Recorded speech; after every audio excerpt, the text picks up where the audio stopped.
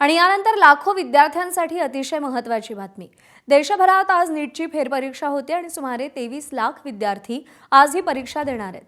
परीक्षेच्या पार्श्वभूमीवर बंगळुरू तसंच दिल्लीमध्येही कडेकोट सुरक्षा व्यवस्था तैनात करण्यात आली आहे।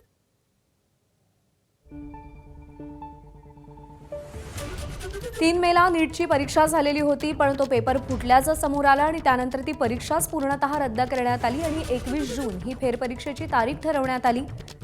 आणि आज ही पुनर्परीक्षा होतीये, फेरपरीक्षा होतीये। लाखो विद्यार्थ्यांचं भवितव्य आज निश्चित होणार आहे। खरं तर फेरपरीक्षेला सामोरं जाणं हे विद्यार्थ्यांसाठी अत्यंत मनस्तापाचं आहे, जे प्रामाणिकपणे प्रयत्न करत होते।